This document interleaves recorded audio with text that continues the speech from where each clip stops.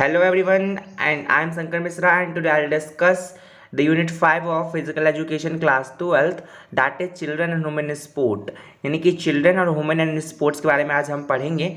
तो पहले ये दो चैप्टर हुआ करता था, children and sports and women and sport, but CBSE ने आपके सामने मर्ज करके children and women and sports कर दिया है। हमारे वक्त भी ऐसे ही मर्ज करके दिया था, सीबीएसई ने इंट्रोड्यूस किया था यूनिट 5। ओके, तो आप सिलेबस देखोगे तो इस तरीके से आपको ये मिल जाएंगे। ओके, ये पार्ट 1 है। आज हम चिल्ड्रन एंड स्पोर्ट्स के बारे में देखेंगे और पार्ट 2 में हम वुमेन एंड स्पोर्ट्स के बारे में देखेंगे।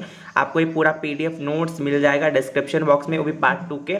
ओके, एंड मैंने आपको बता दूं कि मैंने 99 स्कोर किया था फिजिकल एजुकेशन में। यदि मैं कर सकता हूं तो आप क्यों नहीं। आप ये नोट्स पढ़िए, आपको डेफिनेटली 99 क्या 100 भी आ जाएंगे। ओके, सो इसमें मैंने एमसीक्यूज क्वेश्चंस भी डाले हैं, लास्ट में आपको पार्ट 2 में मिलेंगे, और कुछ क्वेश्चंस भी, पास्ट ईयर क्वेश्चंस भी डाले हैं। ओके, सो सबसे पहला है मोटर डेवलपमेंट क्या होता है।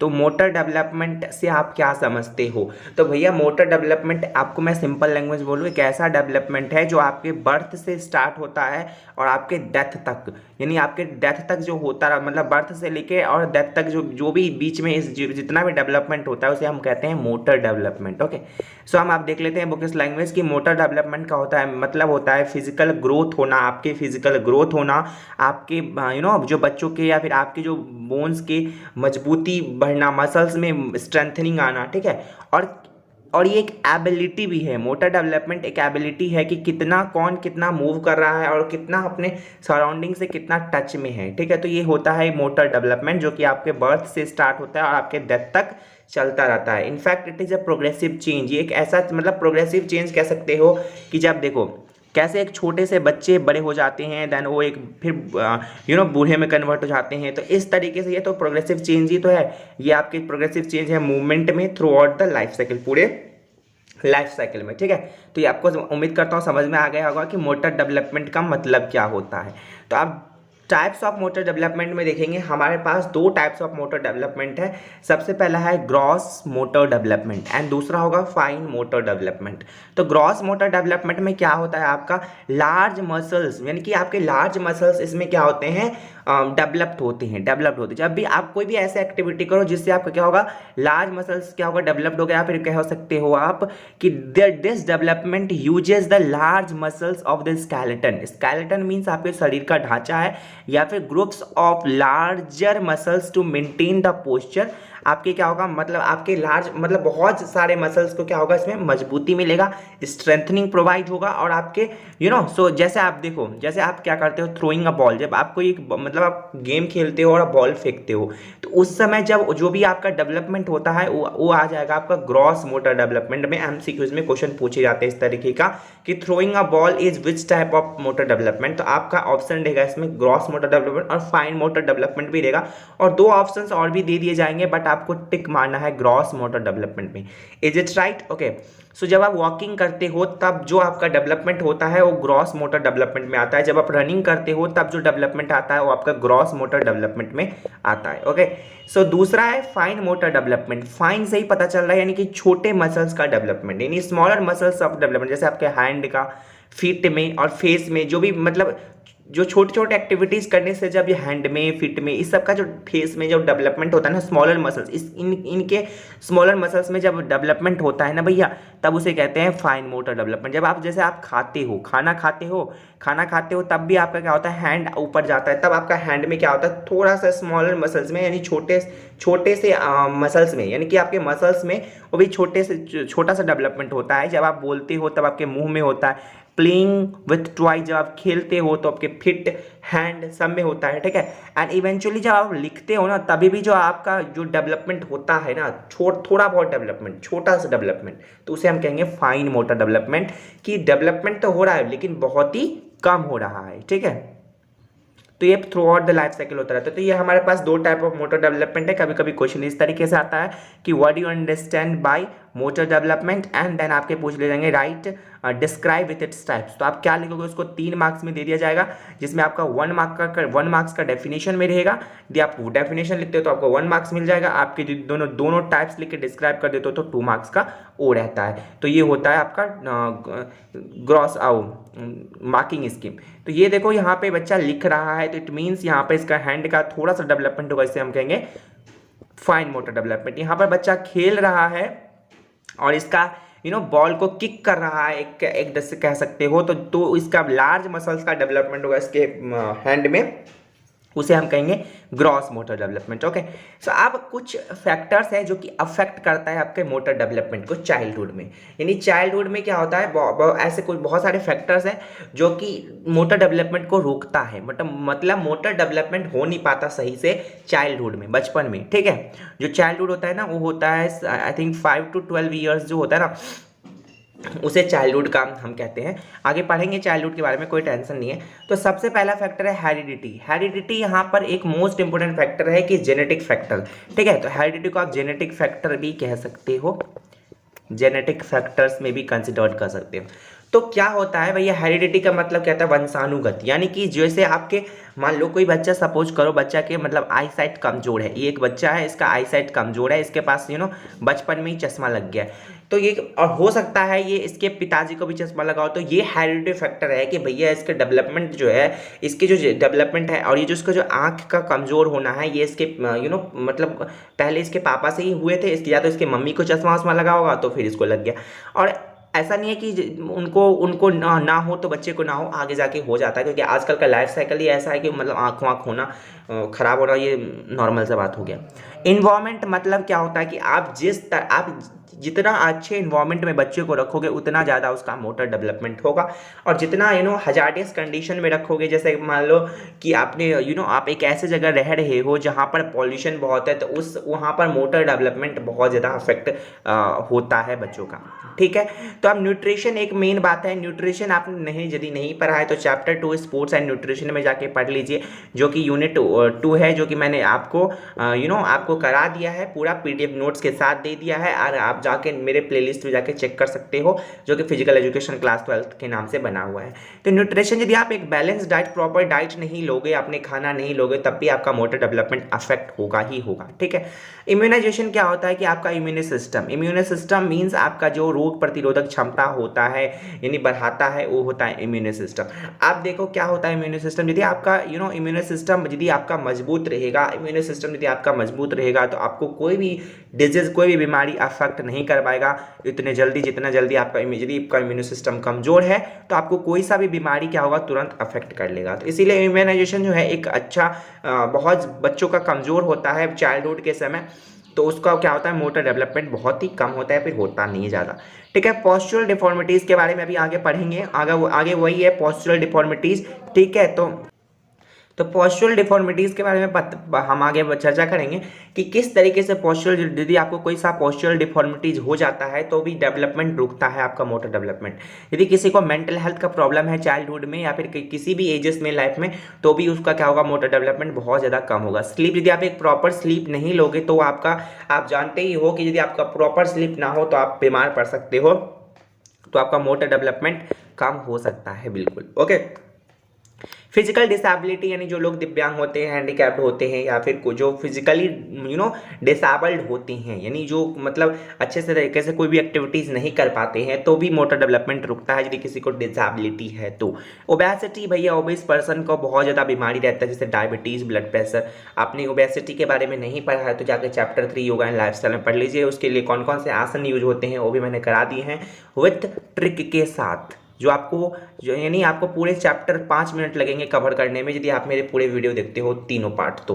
ओके, सो ओबेसिटी वाले पर्सन भी, यदि ओबेसिटी होता है, मोटापा होता है, तो भी उसका मोटर डेवलपमेंट रुक सकता है भैया। ओके, सो ये हो गया आपका। अब आता है कुछ एक्सरसाइज की गाइडलाइन जो हम different stages of growth and development में करते हैं, कुछ एक्सरसाइज की गाइडलाइंस। ठीक है, तो कौन कौन से एक्सरसाइज हमें करना चाहिए, कौन कौन से अपने ग्रोथ और स्टेज, कौन कौन से स्टेज ऑफ ग्रोथ पे। ठीक है, तो सबसे पहले हम देखते हैं कि जो मोटर डेवलपमेंट होता है चिल्ड्रन में, वो टेक्स प्लेस होता है वेरियस स्टेजेस ऑफ ग्रोथ में। ठीक है, तो जो मोटर डेवलपमेंट होता है बहुत सारे स्टेजेस में यहाँ पर डिस्क्राइब किया गया। सबसे पहला स्टेज जो है इन्फेंटहुड, जिसे हम कहते हैं इन्फेंसी। कभी कभी पूछ लिया था आपके पेपर में, एग्जाम में, कि 0 से 12 मंथ वाले बच्चे को क्या कहते हैं, तो उसे हम कैटेगराइज कहेंगे इन्फेंसी। ठीक है, तो जो बच्चे जो मतलब एक चाइल्ड भी जन्म लिया है, उसके जो 0 से 12 मंथ के बीच में कौन कौन से एक्सरसाइज करनी चाहिए उसको, कौन कौन से क्या क्या करने चाहिए उस बच्चे को, या फिर क्या क्या बच्चा तो कर नहीं पाएगा तो क्या करेंगे, पेरेंट्स करवाएंगे उनसे, ठीक है। जैसे उसके हेड को घुमा के थोड़ा बहुत टर्न कराएंगे, ठीक है, and move arms and legs, उसके हाथ पैर को घुमाने की कोशिश करेंगे, ठीक है। Rolls back from side to side, यानी कि उसको यानी कहते हैं ना गुरकना, तो मतलब रोल करना, ठीक है, तो ये रोल्स भी कर सकते हैं। क्रॉल्स मतलब होता है धीरे धीरे उनको रेंगना सिखा सकते हैं, ठीक है। और स्टैंड्स उसको खड़े होना सिखा सकते हैं, वॉकिंग करना सिखा सकते हैं। और नॉर्मली जब 1 साल का बच्चा होता है, यानी कि 12 मंथ का जब बच्चा हो जाता है, तो नॉर्मली बहुत सारे बच्चे चलने लगते हैं, कुछ बच्चे लेट से भी चलते हैं, इसका कोई दिक्कत नहीं है, ठीक है। हाँ सॉरी, मैं वहाँ पे बोला था 5 से 12 साल childhood, no no no no, 2 से 12 साल के बीच में जो होता है वो चाइल्डहुड होता है। और चाइल्डहुड में भी क्या होता है भैया, कैटेगरीज है, स्टेजेस है। पहला है अर्ली चाइल्डहुड, मिडिल चाइल्डहुड, फिर लेटर चाइल्डहुड, ठीक है। तो जो भैया अर्ली चाइल्डहुड होगा वो 2 से 5 साल के बीच में जो बच्चे का जो 2 से 5 साल के बीच में यदि रहेगा एज, तो उसे हम कहेंगे अर्ली चाइल्डहुड हो रहा है। तो इसमें हम क्या क्या करवा सकते हैं बच्चे से कि बेसिक लोकोमोटर, उसको चलना फिरना सिखा सकते हैं, और उसका हाई एंड का कोऑर्डिनेशन करवाना सिखा सकते हैं कि किस तरीके से उसके आई और हैंड को कोऑर्डिनेट कर सकते हैं, okay. Running, jumping, hopping, skipping, grasping, ये सब चीज़ें हम उसको क्या कर सकते हैं, सिखा सकते हैं। गेम विद सिंपल रूल्स, हम उसको कुछ सिंपल रूल्स के साथ उसको गेम भी खिलवा सकते हैं, ओके। आप जो 6 से 10 ईयर्स के बीच में मिडिल चाइल्डहुड कंसिडर्ड किया गया है बच्चे का, जो 6 से 10 ईयर्स के बीच में रहेंगे बच्चे, उसमें हम क्या करते हैं, फाइन मोटर स्किल्स, यानी कि राइटिंग करना, ठीक है, राइटिंग करना, या फिर खाना किस तरीके से खुद से खा सकते हैं, ये चीज़ें हम सिखा सकते हैं। इसमें फाइन आई का हैंड का कोऑर्डिनेशन करवा सकते हैं कि किस तरीके से उनका हाथ से वो क्या क्या काम करे, ठीक है, और किस तरीके से क्या क्या चीज़ें अपना आई और हैंड का कोऑर्डिनेशन बनाए रखें। ग्रोथ इसमें क्या होता है, रिलेटिवली स्लो होता है। जब आपका 6 से 10 ईयर्स के बीच में बच्चे को देखोगे तो ग्रोथ थोड़ा सा कम हो जाता है as compare to later stages of life, ठीक है। तो मूवमेंट जो होता है थोड़ा सा प्रिसीजन होता है, इनकी थोड़ा सा कम मतलब प्रिसाइज होता है, एक्यूरेट नहीं होता उतना, ठीक है। आप फोर्थ जो स्टेज है वो है 11 से 12 साल, यानी कि ये जो 2 साल का अंतराल है उसे हम कहते हैं लेटर चाइल्डहुड या फिर लेट चाइल्डहुड, ठीक है।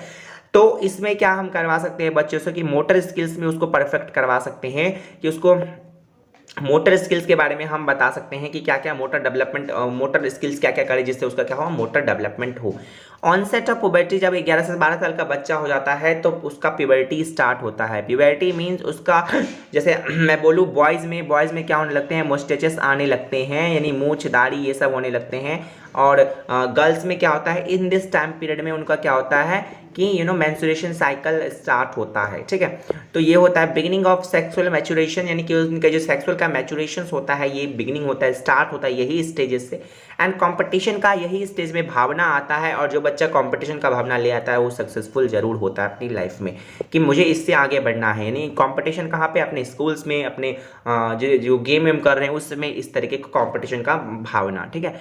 प्लान एक्टिविटीज, आप कुछ प्लानिंग करके फिर एक्टिविटीज कर सकते हो। यदि आपने प्लानिंग इन स्पोर्ट नहीं पढ़ा है तो जाके चैप्टर 1 यूनिट 1 जो कि मैंने करा दिया है, आप जाके वहाँ पे चेक कर सकते हो उस फिजिकल एजुकेशन क्लास 12th वाले प्लेलिस्ट में, ओके। तो इन्वॉल्व लॉट ऑफ मूवमेंट। यदि आप प्लान एक्टिविटीज करोगे, यानी कुछ प्लानिंग करके फिर कुछ एक्टिविटीज करोगे, तो उसमें बहुत ज़्यादा मूवमेंट होगा जो आपके मोटर स्किल्स को डेवलप करेंगे, ओके। सो आप चलिए चलते हैं एडोलसेंस के एज में, जो कि 5th स्टेज ऑफ लाइफ है, जो कि 13 से 19 ईयर्स तक चलता है। 13 से, ये मोस्ट इंपोर्टेंट क्वेश्चन है, ये एक इंपॉर्टेंट क्वेश्चन की तरह रख लो कि एडोलसेंस के बारे में पूछा भी जाता है और कभी कभी एमसीक्यूज के बारे में भी आ जाता है। तो moderate to vigorous intensity physical activity, यानी कि ज़्यादा हार्ड नहीं बट कुछ मतलब एक कह सकते हैं ना मॉडरेट वाले फिजिकल एक्टिविटी इस समय स्टेज में कराने चाहिए बच्चों से। फिजिकल स्ट्रेंथनिंग वाले एक्सरसाइज कराने चाहिए कम से कम, मतलब कुछ ऐसे एक्सरसाइज जिनका वो क्या करें, उनके मसल्स को स्ट्रेंथ प्रोवाइड कराएं। वो कम से कम 3 टाइम करने चाहिए वीक में, यानी कि 3 टाइम्स वीक में कभी भी कर लो, ऑल्टरनेट डे पे कर सकते हो, ओके। बोन स्ट्रेंथनिंग का एक्सरसाइज करने चाहिए, जैसे आपके रनिंग हो गया, इससे क्या होता है आपके बोन्स मजबूत होते हैं, स्विमिंग से बोन्स मजबूत होते हैं और स्टैमिना भी बिल्डिंग होता है। इस समय स्टेजेस में ये एक्सरसाइज करानी चाहिए। एडल्टहुड क्या होता है भैया, जो 19 से 60 ईयर्स के बीच में जो आप एजेस चलता है नॉर्मली, जो आप तो 19 से 60 ईयर्स के बीच जो चलता है उसे हम कहते हैं एडल्टहुड।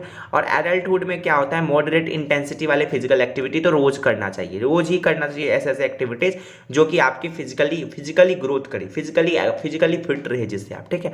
और मसल्स के स्ट्रेंथनिंग वाले एक्सरसाइज कम से कम 2 टाइम्स करने चाहिए वीक में, क्योंकि यहाँ पर इस समय बच्चों जो स्टैमिना होता है बच्चों का एडल्सन वाले वाले एज में बहुत ज़्यादा होता है, इसलिए 3 टाइम्स अ वीक कर दिया था, यहाँ पर 2 टाइम्स अ वीक करना चाहिए आपको। बोन्स की स्ट्रेंथनिंग के लिए कुछ एक्सरसाइज और रेजिस्टेंस वाले एक्सरसाइज भी करने चाहिए आपको, ठीक है। रनिंग करना चाहिए, स्विमिंग करना चाहिए और जिससे आपका क्या हो, स्टैमिना बिल्डिंग हो, ठीक है। इस समय भी स्टेजेस में अब जो लास्ट स्टेजेस है वो है ओल्ड एज, यानी कि 60 ईयर्स यदि ज़्यादा वाले लोग होते हैं उसको कहते हैं ओल्ड एज वाले में कंसिडर करते हैं। और ये जो है कम से कम 5 दिन ऑफ मॉडरेट इंटेंसिटी वाले एक्सरसाइज एक्टिविटीज़ करने चाहिए, जैसे आपका वॉकिंग हो गया, लाइट जंप हो गया। तो ये सब क्या है, आपका थोड़ा इंटेंसिटी कम रहता है, इसमें इंटेंसिटी थोड़ा कम रहता है इस फिजिकल एक्टिविटीज में, ये सब करना चाहिए, ठीक है। और it should be done for ever 45 to 60 minute, और ये कम से कम आपको 5 दिन यदि कर रहे हो तो 45 से 60 मिनट यानी 1 घंटे तक करना चाहिए। These action should be done over a period of 10 minutes. और ये जो मतलब आप यदि कोई भी एक्टिविटी कर रहे हो ना तो 10 मिनट के गैप लेके करना, ऐसे नहीं कि आप कोई भी एक्टिविटी लगातार 1 घंटे तक कर जाओगे, बहुत ज़्यादा थक जाते हैं इसमें। वो भी ओल्ड एज है यहाँ पर, तो ओल्ड एज तो भैया मतलब बुढ़ापे की एज हो गई, तो यहाँ पे और भी मतलब आपका स्टैमिना बहुत कम होता है। सो दैट्स वाई हमें यहाँ पे कह रहे हैं, ठीक है। अब यहाँ पे है भैया पोस्चरल डिफॉर्मिटीज, यानी कि एक ऐसा डिफॉर्मिटी, यानी कि एक ऐसा आपका शरीर का हिंड्रेंस कह सकते हो कि आपको कुछ एक्टिविटी करने से रोके, या फिर आप एक प्रॉपर एक्टिविटी फिजिकल एक्टिविटी नहीं कर सकते हो। तो ये जो डिफॉर्मेशन होता है आपका स्केलेटल स्ट्रक्चर में होता है। स्केलेटल मीन्स आपको जो बॉडी का स्ट्रक्चर है, आपके बॉडी का जो ढांचा है उसे हम कहते हैं स्केलेटल, यानी कि कंकाल भी कह सकते हो एक तरीके का। तो मतलब ये जो है रेफर्स है डिफॉर्मेशन, यानी कि आपके पूरे बॉडी में, पूरे बॉडी के स्ट्रक्चर में कहीं भी आपके डिफॉर्मेशन आ जाए, या फिर आपको मतलब कुछ ऑब्स्ट्रक्शंस आ जाए, आप कुछ मतलब आपके जैसे मैं बताऊंगा, जैसे नौकनी, बोलेक्स, ये सब। तो इसमें क्या होता है, आपके जो बॉडी पार्ट्स होता है सही से काम नहीं कर पाते हैं, यानी कुछ बॉडी पार्ट्स आपके सही से काम नहीं कर पाते हैं, जिसे हम कंसिडर करते हैं पोस्चरल डिफॉर्मिटी, यानी कि आपके पोस्चर से रिलेटेड जो डिफॉर्मिटी होता है उसे हम क्या कहते हैं, पोस्चरल डिफॉर्मिटी। ओके इसमें कुछ है यहाँ पे आप क्या कर सकते हैं, एफिशिएंटली के साथ कोई भी काम जो है नहीं कर पाते हो यदि आपको कोई पोस्चरल डिफॉर्मिटी है। तो इसमें कुछ कॉमन पोस्चरल डिफॉर्मिटी जैसे है यहाँ पर, सबसे पहला है knock knee, flat foot, round shoulder, lordosis, kyphosis, bow legs and scoliosis, ठीक है। तो ये सब अभी डिस्कस करेंगे, वो भी पूरे डिटेल में। चलिए, तो सबसे पहला आता है नॉकनी। नॉकनी मतलब क्या होता है, आपके दोनों घुटना क्या हो रहा है, बिल्कुल ज्वाइंट। आपने देखा होगा नॉर्मली अपने आपने कहीं ना कहीं देखा ही होगा कि बहुत सारे लोगों का या फिर बहुत लोगों का क्या होता है, दोनों घुटना दोनों ज्वाइंट रहता है, मतलब थोड़ा सा गैप नहीं रहता, ज़्यादा कम गैप रहता है दोनों घुटने के बीच में। बट नॉर्मली दोनों घुटने के बीच में गैप होना बहुत ज़्यादा जरूरी है, नहीं तो इनको चलने में बहुत ज़्यादा दिक्कत होता है, किसी भी एक्टिविटी करने में बहुत ज़्यादा दिक्कत होता है, ठीक है। तो नॉकनी एक पोस्चरल डिफॉर्मिटी है जो कि क्या करता है, आपके दोनों नीज को, यानी दोनों घुटने को क्या करता है, जो टच हो जाते हैं और या फिर कह सकते हैं ओवरलैप कर जाते हैं एक दूसरे से। आप यदि नॉर्मल स्टैंडिंग पोजीशन में भी खड़े होना तभी आपको ये ऑब्जर्व हो जाएगा आसानी से। मैंने तो देखा है नौकरी वाले बच्चे को, क्योंकि मतलब जब मैं स्कूल जाता था तो क्लास 10th में कोई एक बच्चा आता था जिसको नौकरी का प्रॉब्लम था, तो मैं देखता था उसको क्लास 10th में, मैं क्लास 12th में था, ठीक है। तो ड्यू टू दिस डिफॉर्मिटी, इसी डिफॉर्मिटी की वजह से एक इंडिविजुअल जो है यूजुअली फेस करते हैं डिफिकल्टी फेस करते हैं किस चीज़ में, चलने में, ठीक है। चलने में बहुत ज़्यादा उनको डिफिकल्टी महसूस होता है। तो चलिए कॉजेज पढ़ते हैं नौकनी का। सबसे पहला है ओबेसिटी, यदि ज़्यादा लोग मोटापा बढ़ जाता है तब भी क्या हो सकता है, नौकनी हो सकता है, ठीक है। और डेफिशिएंसी ऑफ विटामिन डी, यदि विटामिन डी की कमी होगा आपके इस बॉडी में तब भी आपका क्या होगा, नौकनी हो सकता है। रिकेट्स मतलब क्या होता है, यदि कोई लोग ज़्यादा सूखा रहते हैं उनको भी नौकनी हो सकता है, ठीक है। अर्ली एज में यदि बच्चा यदि छोटा है, मतलब यदि जैसे कि छोटे से एज में, यानी कि आपके जब जन्म लेते हैं बच्चे और उसको छोटे से एज में चलाने की फोर्स करे या फिर वॉकिंग करने, स्टैंडिंग करने, खड़ा होने की कोशिश करवाते हैं तब भी उसको नौकनी हो सकता है। मैल न्यूट्रिशन मतलब क्या होता है, आपको कुपोषण यदि है तब भी आपको नौकनी हो सकता है, ठीक है।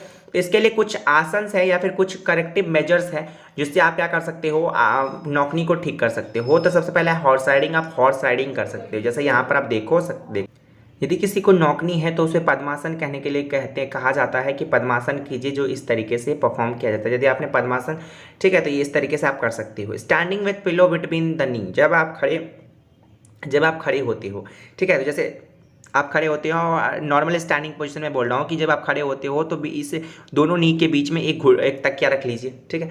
तब भी आपका क्या होगा, नौकनी थोड़ा सा कम हो जाएगा, ठीक है।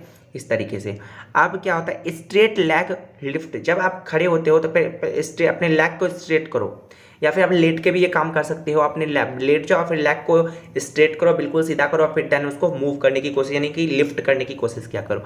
साइड किकिंग द फुटबॉल, आप फुटबॉल से साइड किकिंग भी कर सकते हो। तो ये सब कुछ चीज़ें हैं, करेक्टिव मेजर्स है जो कि आप क्या कर सकते हो। जब आपको नॉकनी यदि किसी भी इंडिविजुअल या फिर किसी भी पर्सन को हो जाए तो आपको ये सब चीज़ें करना चाहिए, जिससे क्या होगा, उसका नॉकनी थोड़ा कम हो जाएगा। और ये जब आप थोड़ा कम एज रहता है ना, तभी ये कर लेना चाहिए, नहीं तो जब ज़्यादा एज हो जाता है तब और भी दिक्कत कठिनाई महसूस होता है, फिर होता है उसको ठीक करने में। ठीक है, तो ये हो जाता है। अब चलते हैं फ्लैट फुट की तरफ। तो फ्लैट फुट मतलब क्या होता है, एक ऐसा डिफॉर्मिटी जो फीट से रिलेटेड है, यानी कि जो आपके पैर से रिलेटेड है। फ्लैट फुट को या फिर फ्लैट फीट को, दोनों बात बराबर ही है। In this deformity there is no arch in the foot and the foot is completely flat. देखो, जैसे आप नॉर्मल आर्क रहता है, आर्क मीन्स आपका जो फुटप्रिंट होता है वो, ठीक है, जैसे आपका ये पैर है उसका फुटप्रिंट ये है, बट ये फ्लैट फुट वाला फिट है, जिसको फ्लैट फुट वाला डिफॉर्मिटी है, उसका देखो ये पूरा एकदम कह सकते हो ना फ्लैट है, मतलब ये पूरा एक आर्क नहीं बन रहा है, ये बिल्कुल फ्लैट बन रहा है। ठीक है, तो इस तरीके की डिफॉर्मिटी में कुछ इस तरीके का हो जाता है आपके फीट के फ्लैट, ठीक है आपके। तो जब आप कंप्लीटली फ्लैट हो जाता है and the individual faces problems in standing, walking, jumping, running. और जो इंडिविजुअल जिसको फ्लैट फीट या फिर फ्लैट फुट रहता है तो उसको चलने में भी, खड़े होने में भी, और जंपिंग करने में भी, रनिंग में भी दिक्कत आता है। ठीक है, तो इसको भी ठीक करने के लिए कुछ आपका जो हम कह सकते हैं कि हम कुछ करें, तो जिसे कॉजेज कह सकते हैं, कारण, मतलब कि इसका सॉरी ये कॉजेज है, तो कॉजेज में क्या है कि इसके कुछ कारण है जिसके वजह से ये फ्लैट फुट होता है। तो ये क्या, यदि आपका मसल्स वीक होगा, आपका बोन्स वीक होगा, तब भी आपको फ्लैट फुट हो सकता है। यदि आपका ओवर वेट है तब भी हो सकता है। ओबेसिटी तो भैया मेन रीजन है। Carrying heavy loads for a long time, यदि एक ही चीज़ को बार बार हैवी लोड करके, हैवी लोड को क्या करोगे, कैरी करके रखोगे तो भी आपका क्या हो जाएगा कि आपको फ्लैट फुट होने का चांसेस है। इंजरी यदि किसी को होता है उसको भी होने का चांसेस होता है फ्लैट फुट। माल न्यूट्रिशन, जिसको कुपोषण की कमी होता है। फॉल्टी शू पहनोगे, यानी कि शू जो कि आपके लिए फॉल्टी होगा, मतलब जो अच्छा नहीं है, तो वो भी आप यदि जो शूज आपके लिए अच्छा नहीं है वो शूज पहनोगे तब भी आपका फ्लैट फुट होने की चांसेस है। देखो मैं क्या बोल रहा हूँ, जैसे मैंने बोला था ना कि योगा एंड आसन में आप कुछ कॉमन याद कर लो, मतलब कॉमन जो कॉलेज होता है, बेनिफिट होता है, वो सब याद कर लो, कॉन्ट्राडिक्शन सब याद कर लो। तो उसी तरीके से मैं बोल रहा हूँ कि आप इसमें भी कुछ कॉजेज जो है ना कॉमन याद कर लो, जैसे ओबेसिटी है, मेल न्यूट्रिशन है, इंजरी है, ठीक है, या weakness of muscles and bones है। तो कुछ कॉमन ढूंढ लेना। अभी मैं सारे डिफॉर्मिटी कराऊंगा इस तरीके से, एंड देन आपको क्या करना है, वही सब चीज़ें जाकर एग्जामिनेशन में कोट करना है। अलग अलग चीज़ आपको ज़्यादा याद नहीं रहने वाला है। और ये जो जैसे मैं बताऊं, जो नॉकनी होता है यही सब पेपर में आता है, नॉकनी, फ्लैट फुट, और एक मैं बो लेग पढ़ाऊंगा। ये सब चीज़ें जो है ना ज़्यादा आने के चांसेस रहता है। अब इसका कुछ करेक्टिव मेजर्स है, जैसे आप क्या करो, प्यारों से लिखने की कोशिश क्या करो। ये डिफिकल्ट है बट हाँ इससे ठीक हो सकता है। वॉकिंग करो, रनिंग करो, और मतलब सैंड में, कहाँ पे, रेत में वॉक करने की कोशिश करो, दौड़ने की कोशिश क्या करो, तब भी ठीक हो सकता है। जंपिंग ऑन द टो, अपने टो पे, यानी टो पे खड़े होकर फिर जंपिंग करने की कोशिश क्या करो। आप प्रॉपर शू पहनाओ, ठीक है। पिक द पीबल, यानी कि टुकड़ा उठाओ, and with the help of feet, मतलब पीबल्स मतलब क्या था, छोटे छोटे टुकड़े पत्थर के, तो पत्थर के छोटे छोटे टुकड़े अपने फीट से उठाने की कोशिश क्या करो। वॉकिंग ऑन द टो, ये वॉकिंग ऑन द टो हो ही गया। जंपिंग ऑन द टो मतलब चलो अपने टो पे, पंजों पे ही चलो, पंजों पे ही जंप करने की कोशिश क्या करो। तारासन करने की कोशिश क्या करो, जो तारासन है ये। एंड वज्रासन जो है ये, वज्रासन सब के बारे में आपने नहीं पढ़ा है तो जाके योगा एंड आसन, योगा एंड लाइफस्टाइल वाले चैप्टर यूनिट 3 में जाके देख लीजिए। ओके, सो अब आता है आपका राउंड सोल्जर्स। तो राउंड सोल्जर्स का मतलब क्या होता है बच्चों, कि एक ऐसा पोस्चरल डिफॉर्मिटी है जिसमें क्या होता है, आपका सोल्जर्स जो होता है, आपका कंधा जो होता है बिल्कुल राउंड हो जाता है। क्योंकि इसमें क्या होता है, आपको फॉरवर्ड, यानी कि आपको ये आगे झुका देता है, एक तरीके कह सकते हो आपके सोल्जर्स को।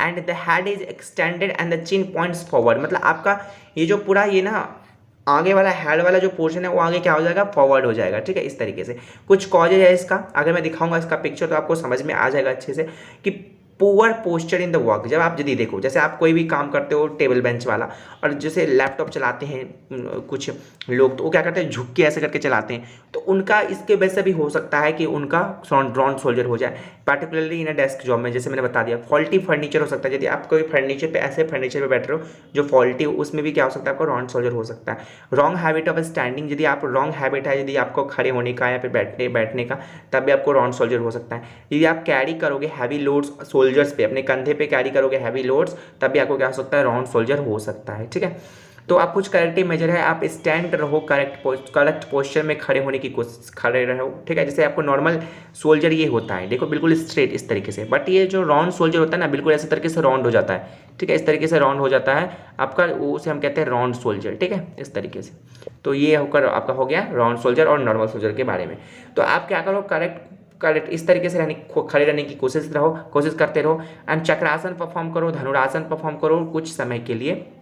हॉरिजेंटल बार को भी आप कुछ समय के लिए पकड़ के रख सकते हो, जैसे हॉरिजेंटल बार होता है ना, इस तरीके से उसको पकड़ के रखने, खड़े रहने की कोशिश क्या करो, या फिर पकड़ के खड़े रहने की कोशिश क्या करो। ठीक है, अब आता है आपका बो लेग्स। बो लेग्स भी जस्ट अपोजिट है आपके नौकनी से। नौकनी में क्या होता है, दोनों घुटने टच हो जाते हैं। इसमें क्या होता है, बिल्कुल आपको दोनों घुटनों के बीच में बहुत ज़्यादा गैप आ जाता है। ठीक है, जैसे मैं आपको बताता हूँ, यहाँ पर देखो यहाँ पे बहुत ज़्यादा गैप आ गया है, तो उसको हम कहेंगे क्या, बो लेग्स, यानी कि बो लेग्स। ठीक, अब यहाँ पर देखो, यहाँ पे वाइड गैप आ जाता है दोनों नी के बीच में। एंड ये डिफॉर्मिटी जो होता है, ये आप इजीली ऑब्जर्व कर सकते हो, मतलब पहचान सकते हो। यदि कोई इंडिविजुअल वॉक कर रहा है, रन कर रहा है, उसके बीच में जैसे ज़्यादा गैप है उसके दोनों घुटनों के बीच में, तो आप उसे कह सकते हो कि इसको बो लेग्स है। ठीक है, इसके कॉजेज क्या क्या है, आप यदि एक्स्ट्रा वेट ले लोगे अपने लेग मसल्स पे, देखो ऐसे आप खुद तो ले लोगे नहीं, खाना पीना ज़्यादा खाओगे, ठूसोगे जल्दी ज़्यादा, तो क्या होगा, आपके मसल्स, लेग वाले मसल्स में क्या होगा, एक्स्ट्रा वेट आ जाएगा। ठीक है, एक्स्ट्रा वेट हो जाएगा, उससे भी हो सकता है बो लेग्स। ठीक है, एंड आपके बैलेंस डाइट की कमी हो या फिर डेफिशिएंसी हो किसका, कैल्शियम का, फास्फोरस का, तब भी हो सकता है आपका bow legs. Improper way of walking, आप यदि चलने में भी मतलब थोड़ा अलग ही ढंग से प्रॉपर तरीके से नहीं चलते हो, तब भी हो सकता है आपका bow legs. Forcing babies walk at very early age, जैसे आपका मतलब ये तब भी होता है बो लेग्स, जब कोई बच्चा होता है, छोटा सा बच्चा होता है, उसको फोर्स करते हैं लोग, यदि वो चलता नहीं रहता तो उसको फोर्स करके चलाते हैं, तब भी उसको बो लेग्स हो जाता है। ठीक है, तो ये सब चीज़ें हैं जो नहीं करना चाहिए। करेक्टिव मेजर क्या क्या है, तो आप क्या करो, ज़्यादा देर के लिए खड़े मत रहो, जिसको क्या है, बो लेग्स है। आप विटामिन डी सप्लीमेंट का यूज़ करो and proper balance diet low.